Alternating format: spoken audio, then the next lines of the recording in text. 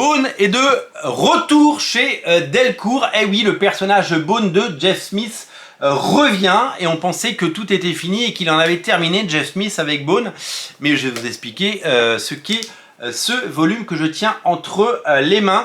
Bone, vous connaissez, c'est ce personnage créé, cette série créée par Jeff Smith chez Cartoon Book, qui est un label indépendant. Moi, j'ai découvert cette série parce que dans les années 90, quand Jim Lee a créé son studio, après avoir quitté les X-Men, il a créé Wildstorm, vous le savez, d'abord Homage Studio, qui était son studio dans lequel travaillaient ses copains Mark Silvestri et Walt Portaccio.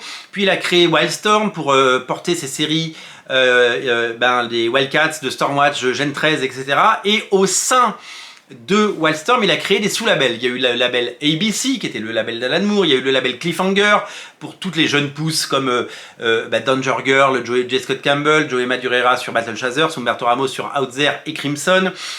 Puis après, plein d'autres choses comme Chris Bacalo sur Steampunk, etc.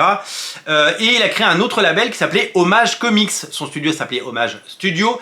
Et le label Homage Comics était là pour proposer des comics différents, inspirés de la bande dessinée franco-belge, qui ne soient pas des super-héros et qui soient des choses qui peuvent avoir un destin de graphic novel.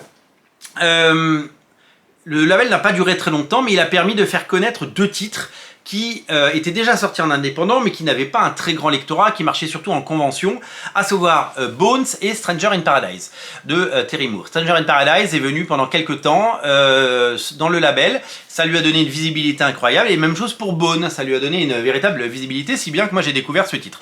Le troisième titre du label Hommage, alors il y avait eu Darkchild de Randy Quinn, etc. Mais le troisième titre du lancement, c'était Leave It to Chance de James Robinson et Paul Smith, et c'était un titre que j'ai adoré.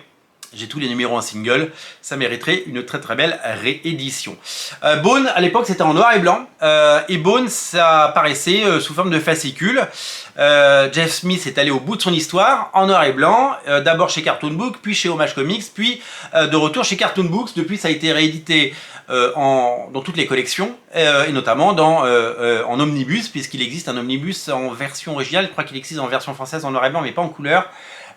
Peut-être que je me trompe, et il a réussi à faire une carrière avec ce titre. Alors il a fait un peu de DC Comics, il a fait du Shazam, il a fait des piges à droite à gauche, Jeff Smith, mais il s'est amusé, voilà, il s'est amusé.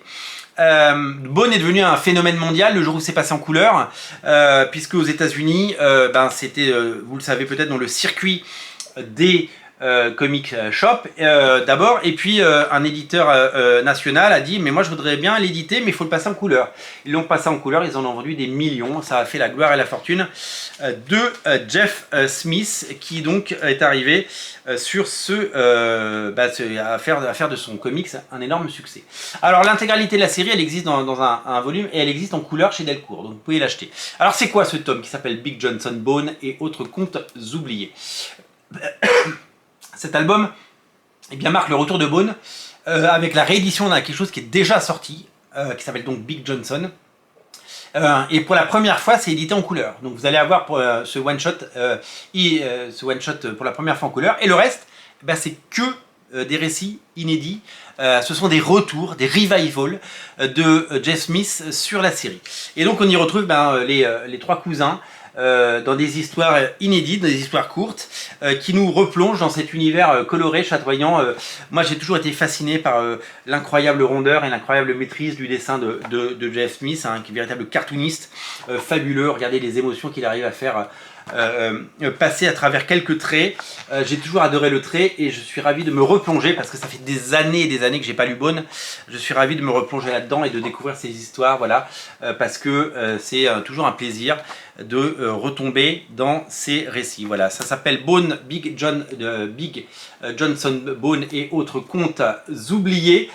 C'est en version française chez Delcourt. Je vous invite à plonger et à creuser le sillon de Bone, parce qu'il y a des choses intéressantes et vraiment géniales à lire. Ça fait vraiment partie des trésors de la bande dessinée indé américaine, Et ça n'est pas resté totalement confidentiel parce que c'est devenu un énorme succès. Hein, je vous dis, ils en ont vendu des millions d'exemplaires aux États-Unis et ça a toujours très bien marché en France. Merci à Delcourt de nous proposer ça et de nous faire replonger dans Bones. Ça faisait longtemps que je crois qu'on n'en a jamais parlé sur la chaîne pour tout vous dire. Donc je suis vraiment ravi de replonger avec joie dans cet univers et je vous invite à le faire si vous le souhaitez. Salut!